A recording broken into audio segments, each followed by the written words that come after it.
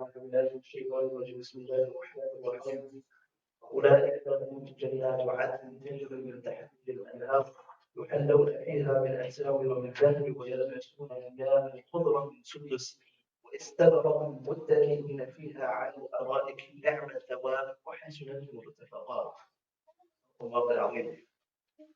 So last week we had concluded 30th verse in Surah Al-Kahf, where Allah subhanahu wa ta'ala speaks about how He will not let the actions of those who do good, provided that Iman is coupled with these good actions, He will not let their deeds go to waste. And He will give them permanent reward and continuous da'iman abadan reward.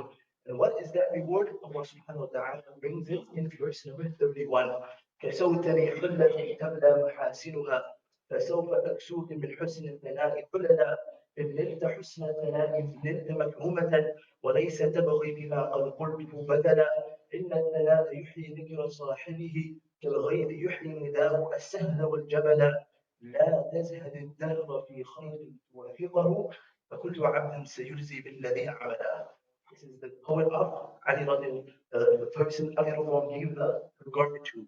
He says, لا تزهد الدهر في خير توفقه وكل عبد سيجزي بالذي عمله. Whatever you do, that's what you're going to be rewarded for. So Allah subhanahu wa ta'ala says, what is that reward? In أولئك لهم. These are for these people. They will be given jannat wa adn, perpetual gardens of eternity. They're going to be in it forever. Gardens of eternity. ومساكن طيبة في جنات عدن. Palatial homes, mansions, the biggest abode you can think of, perpetual, ever, gardens you cannot even imagine. تجري جرى يجري flowing من تحتهم الأنهار. Rivers will be flowing from underneath these gardens, underneath these homes. You know, in this world, they say, oh, this is a vacation spot, must go vacation spot. You go to the Bahamas. I lived in Florida, so we have the Key West, West Palm Beach. Oh, this is the bluest water in all the beaches in Florida. You have to go there. And they speak about you can take a cruise from the Bahamas, and it comes to the Caribbean, and you can go to Malibu and what have you, all these different resorts. And Allah subhanahu wa ta'ala says, nothing on this world can even compare in the most minute form to what Allah subhanahu wa ta'ala has in Jannah. We cannot even imagine it to the least amount. Underneath will be rivers and how min khamrin that rivers that will flow of wine, that will be so unlike anything that any drinker has ever tasted. لا يصدعون عنها ولا يجزفون. You're gonna drink it, and you're not gonna feel any dizziness, any intoxication. You're not gonna wake up with a hangover. You're gonna be sober, still in your complete senses. وأنهار من لبن لم يتغير طعمه. And you're gonna have rivers of milk, and this milk will not spoil, and the taste will not change, and the smell will not change, and it's gonna stay in its freshness therein forever. وأنهار من عسل مصفى. And you're gonna have rivers of honey. You go buy Manuka honey or Sidr honey in Yemen. See how expensive these organic raw honeys are. Allah subhanahu wa ta'ala says these rivers will be flowing of honey and milk and wine and water. يفجرونها تفجيرا. And as you're sitting by your palatial home, you're going to be able to bend the water this way and that way. And the river, you'll be able to bend which way the water should go and which way these rivers should flow. But this is for that person, he works hard in this world. He put the work in this world. تجري من تحتهم الأنهار يحلون فيها من أساور من ذهب. حلى يحلي مضارع مجهول. He will be made to wear bracelets of gold. Asawir is what we call in Arabic jamr muntahil jumu'ah. So you have the word siwar, which means one bracelet, and the plural of siwar is aswira. فلما ألقي عليه أسورة من ذهب. When Fir'aun said, فلما ألقي عليه, he said, لولا ألقي. Fir'aun told if Musa alayhi salam, oh, bring bracelets of gold and have them brought by angels, and he made all these ridiculous demands. So you have siwar, and the plural of siwar is aswira, and the plural of aswira is asawir. So جمع منتهى الجموع. So he says يحلون فيها من أساور من ذهب. And in تأويل الأذهان, Sa'id ibn Jubair radiallahu anhu, he says that the person, the inhabitants of Jannah, the dwellers of Jannah, Allah make us all amongst these dwellers of Jannah. They will be made to wear three bracelets. One of them will be min dhahabin, one of them will be made from gold, or min fiddatin, one of them from silver, and one of them from diamonds and the rubies, and the likeness of which we can never imagine. I was reading in one of the kitabs, it's so beautifully written. And yes, it's good to read about Jannah, and it's good to be engrossed in the description, but don't let it distract you from the actual purpose. So Rani tells his son, Karam, he says, if you do good in your exams, we'll buy you the new iPhone 15. He says, wow, I need that iPhone 15. So what does he do? Instead of studying for his exams, he starts going to Best Buy and looking, oh, I want this one with 1 terabyte of data, and I want this phone and this color, and I need this phone case and this. And meanwhile, he hasn't studied for the exam at all. He's too busy looking at what he's going to get. So don't be so engrossed that, yes, read about Jannah. Yes, let it motivate you, let it inspire you, but don't let it distract you. The goal is, are you doing what you need to qualify? Are you doing what you need to make it to Jannah? In the narration of Tirmidhi, Prophet ﷺ says, إِنَّ فِي الْجَنَّةِ لَغُرَفَاء يُرَى ظُهُورُهَا مِنْ بُطُونِهَا وَبُطُونُهَا مِنْ ظُهُورِهَا. In Jannah, there's going to be palatial homes and mansions, transparent glass. You're going to be able to see the out from in and the in from out. And the Sahaba said, Liman, who? Don't tell us about it. What do we have to do to get it? Liman. The Prophet ﷺ said, Liman aqab al-kalam wa at'am al-ta'am wa adam al-siyam wa salla bil-layl wa nasu niyam. He says, you want to know who gets this palatial home? Liman aqab al-kalam, the one who's good in his speech, the one who is beautiful in his speech. As they said, احفظ لسانك أيها الإنسان لا يبلغنك إنه ثعبان كم في المقابر من قتيل لسانه كان تهاب لقاءه الأقران. Be good in your speech. He says, وأطعم الطعام, and the one who feeds the people, the one who gives food to the people, the one who is generous with, and come and eat, come and eat, come and eat. Every time I think about it, I think about the ayah in Surah Kahf where he says, إِنَّمَا نُطْعِمُكُمْ لِوَجْهِ اللَّهِ لَا نُرِيدُ مِنْكُمْ جَزَاءً. We feed these people only wanting the rida and the happiness of Allah. We don't want anything from these people. We don't want any jaza, any gratitude, any reward. We only do it because we want the happiness of Allah, and we fear the punishment of the last day, and we fear that tormentful punishment of the hereafter. This is why we do it. He says, وَأَطْعَمَ الطَّعَامِ وَأَدَامَ الصِّيَامِ. One who outside of Ramadan is consistent in fasting. He fasts the Ayyam Bid, the 13th, 14th, 15th. He fasts the Mondays and the Thursdays. وصلى بالليل والناس نيام. And he stands in vigil and qiyam and night prayer while all the rest of the creation is deep in their sleep. This is for whom Jannah is given. يحلون فيها من أساور من ذهب. Now the question comes that bracelets of gold is the Sharia is explicit that it is only for who? It's only for women. So how then will be in Jannah that the males will be made to wear jewelry and it will be gold? But and the Mufassirun, right? The answer is very simple. What happens in Jannah we cannot explain. Jannah is not like this world. In this world, for a simple example, just a quick example, you go to say a normal place. You go to the airport. In the airport, a man accidentally walks into the ladies' washroom. What's going to happen? There's going to be an uproar. That, hey, you're not supposed to be here. Hey, this is not. They're going to get the security. They're going to call this guy. Hey, you're not supposed to be. This is the ladies' washroom. What are you doing? You're barging in our privacy. You're impeding our privacy. The guy's restroom is over there, like blocked off. You're not supposed to be here. Yada yada. Whole big deal. What happens? 10 minutes later, they get on the plane and then they're using the same washroom. How does that work? 10 minutes ago it was a big deal. Now we got on the plane and no rules anymore. So things change. You go things you go here and there, you go from this country, another country, things change. So we cannot understand what's going to happen in Jannah. Over here, yes, the Prophet ﷺ said what? He says, أحل الذهب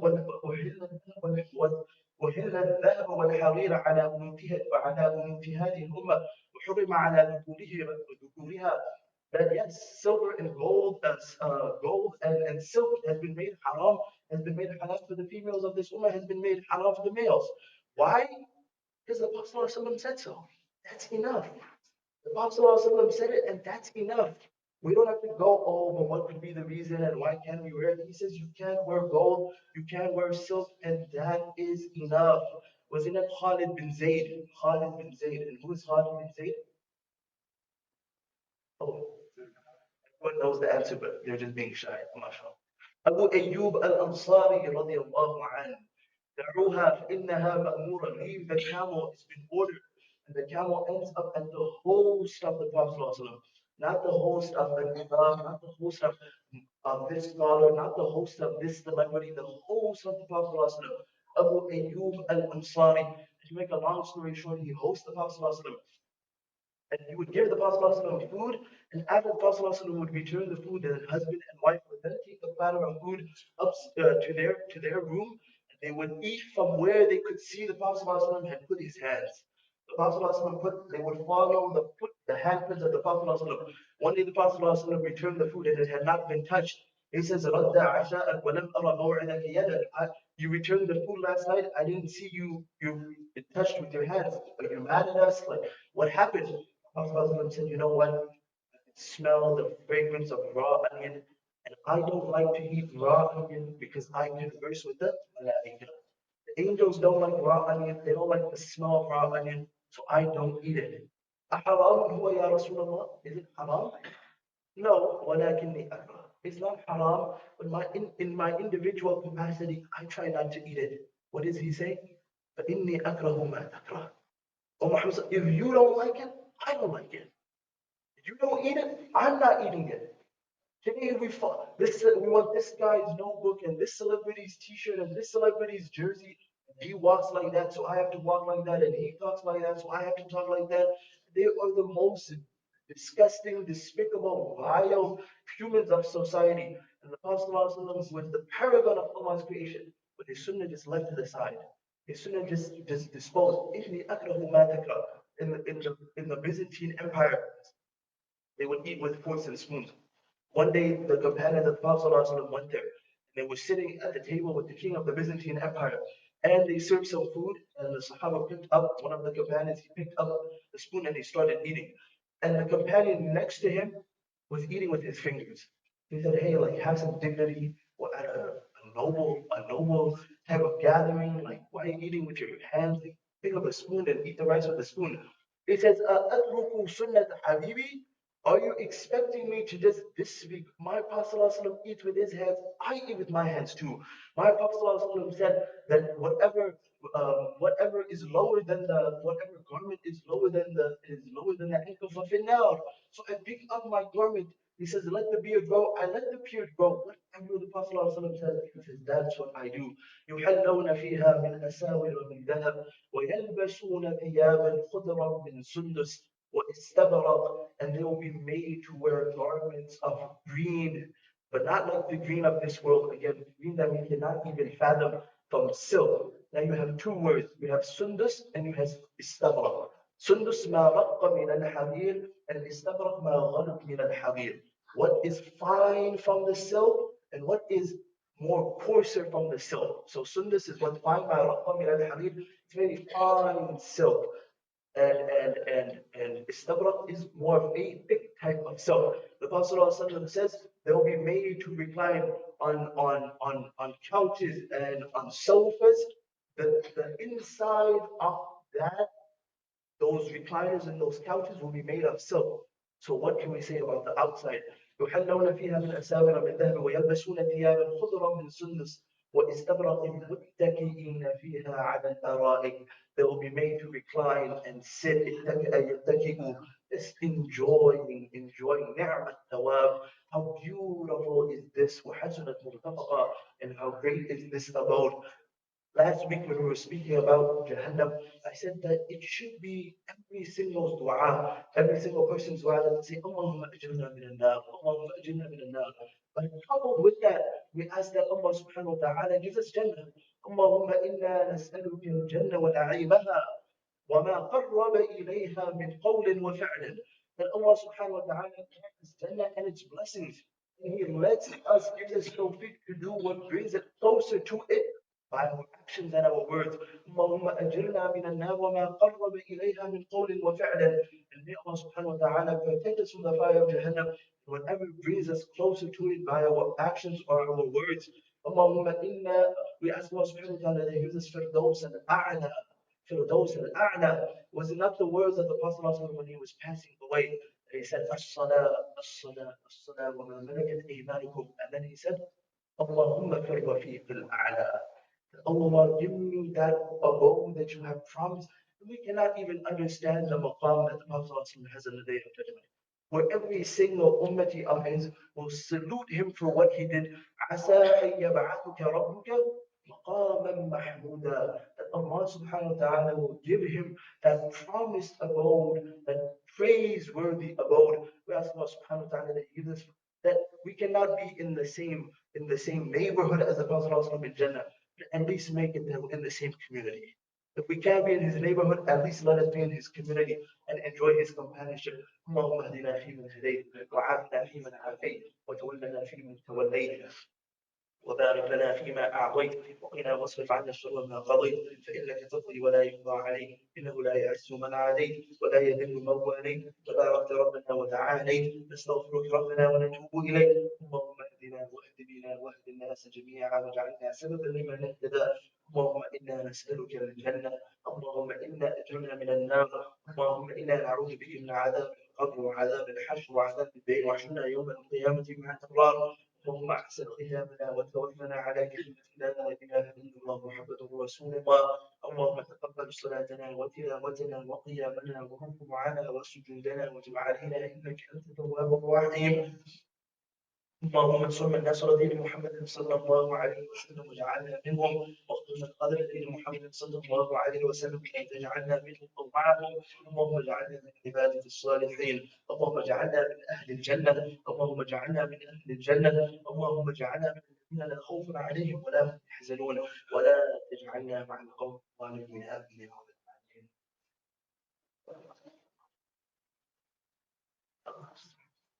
العالمين